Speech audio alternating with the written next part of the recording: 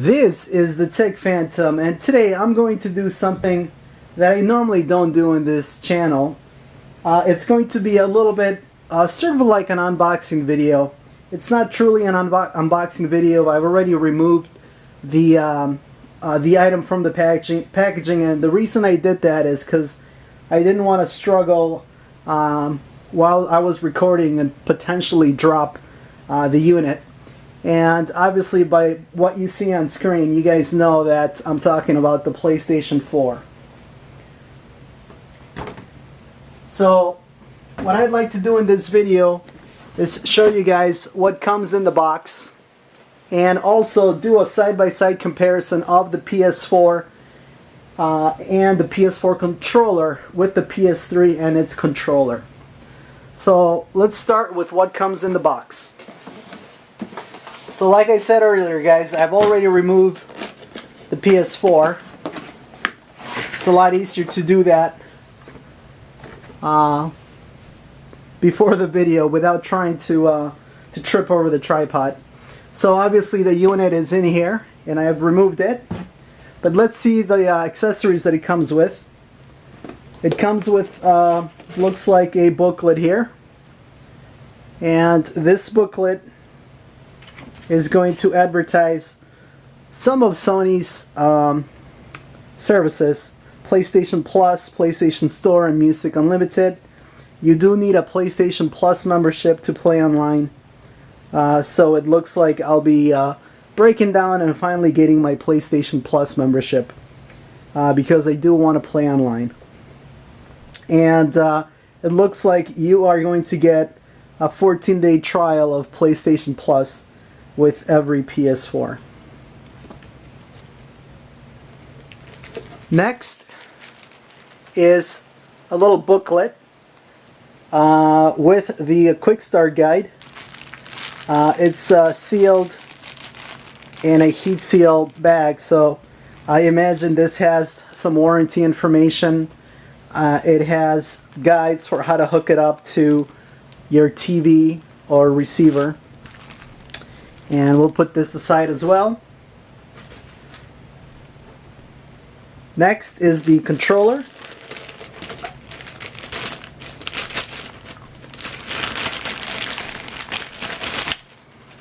So this is the PS4 controller, and as you can see, it's a little bit different from the PS3 controller, and we'll be doing a side-by-side comparison in a little bit. And let's see what kind of wires they give you.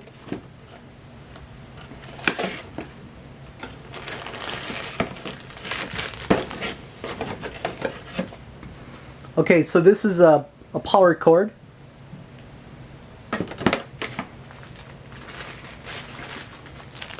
Next is an HDMI cord. And I'm glad that Sony decided to include one of these with the system. HDMI cables are not very expensive if you buy them online, but they can be expensive if you buy them at an electronics store, and sometimes you basically have to overspend on HDMI cables if you're in a pinch and you need them. So I'm glad that Sony included the HDMI cable. Also included is a USB to micro USB cord. This is for charging the controller and pairing the controller to the PS4. And finally, we have a mono headset. So let me put these other items down and take a closer look at the headset.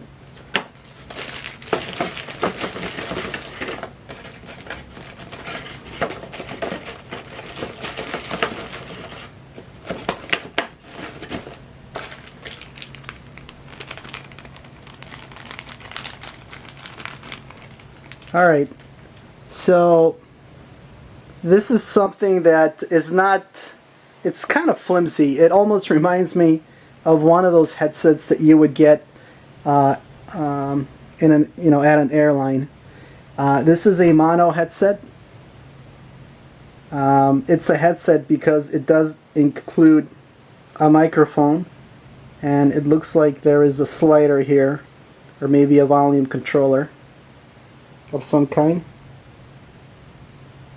So this is the controller for the headset. This will turn it on, and this will,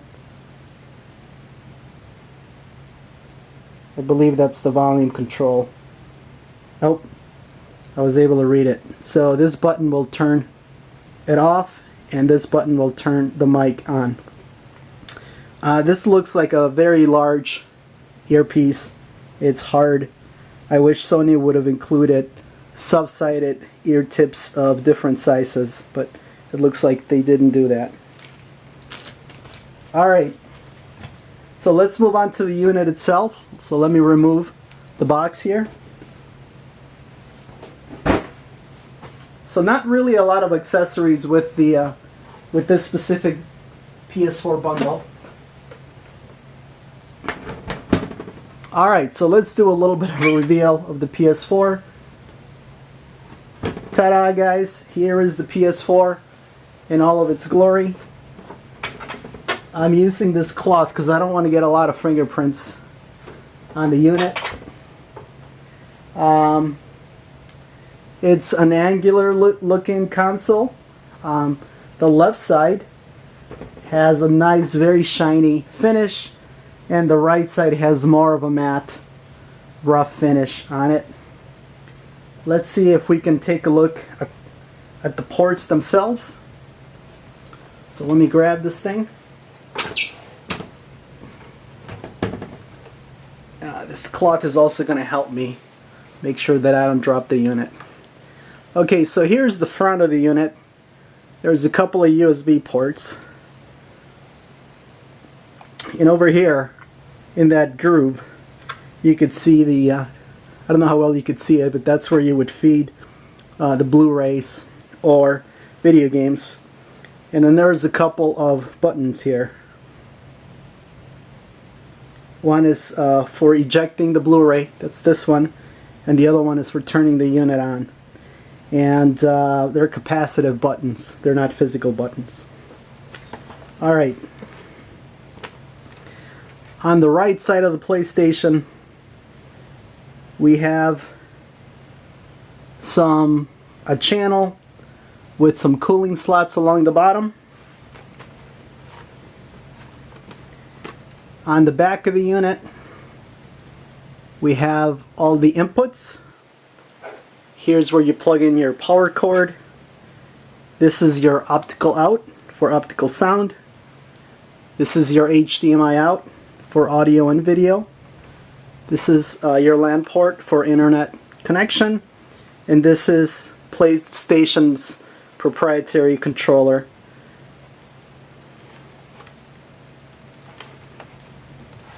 And on the left side of the unit, we have another channel with some cooling, and we have some of the branding of some of the technologies that Sony has included in the PS4. You have Blu-ray, True Dolby Digital, True HD, HDMI, and DTS HD. Alright, so let's do a side-by-side comparison with the PS3. Just to give you guys an idea of the size difference.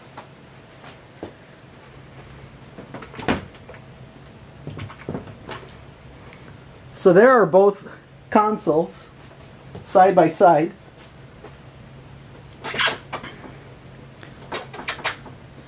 The footprint is about the same, but the PlayStation 4 is significantly thinner.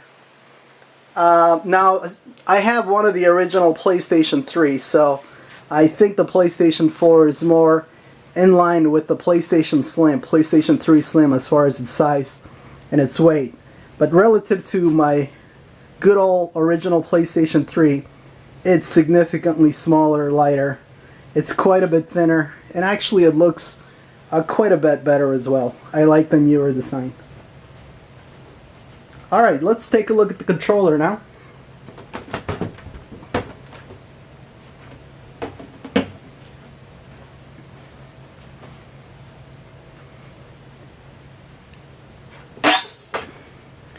here's the PlayStation 3 controller, and a PlayStation 4 controller, excuse me. And it feels really good in the hand. I like the new contoured grips. It seems to be a little bit bigger than the PlayStation 3 controller. The joystick buttons have a recess along the top. They appear to be maybe a little bit smaller.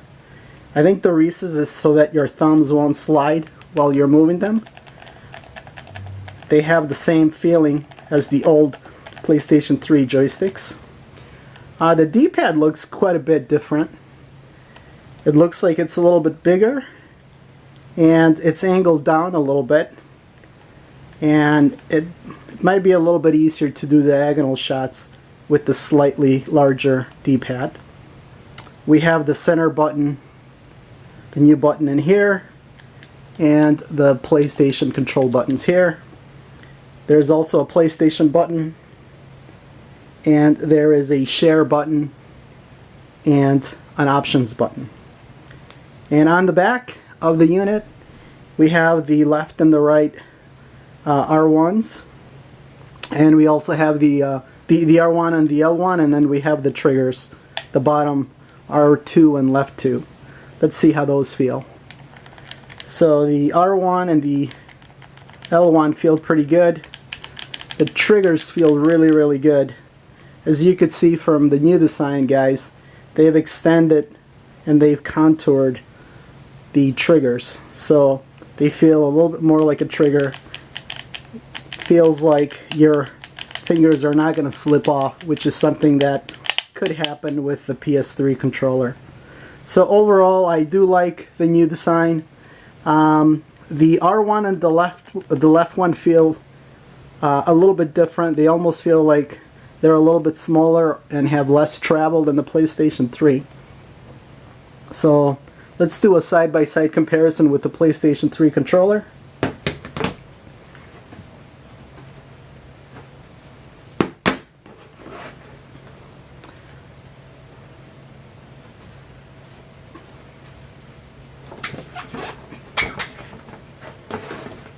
Alright, so there's both controllers side by side.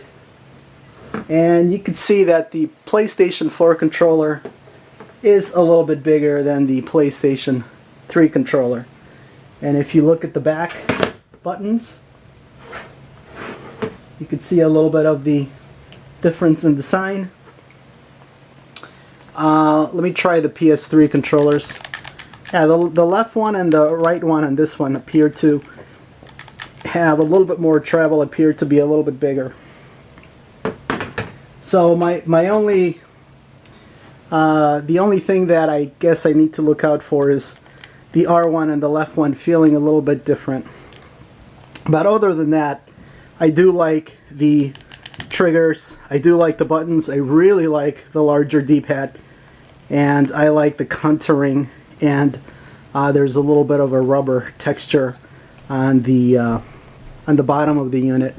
Hopefully that will help a little bit with sweaty palms. Alright guys, well, I just wanted to give you my first impressions on the PS4. So far so good. I can't wait to hook it up, put it in my equipment rack. The PlayStation 3 sat in there for a long time, and it gave me lots of enjoyment. I was very happy that I bought the PlayStation 3, got a lot of value out of it. So I'm looking forward to replacing it with the PS4, and hope that the PS4 stays in my equipment rack for a long time to come. And I'm looking forward to streaming and playing games and using some of the new capabilities that the PS4 comes with. Just a little bit of a channel update here of what's going to be coming up the rest of the year. I have ordered Bloodborne and Dark Souls 2 Scholar of the First Sin for PS4. Both of those games I order the physical, the discs, the physical media, and that's because I like to collect games, and whenever possible I like to have the physical discs, the physical games. So I'm not going to be able to stream Bloodborne on day one, but I will be able to be streaming it probably within a couple of days after it comes out. As soon as I get it, I'll be streaming it. And I plan on doing some videos for both Bloodborne and Dark Souls 2 Scholar of the First Sin on the PS4. This is the Tech Phantom with a first impressions on the PS4.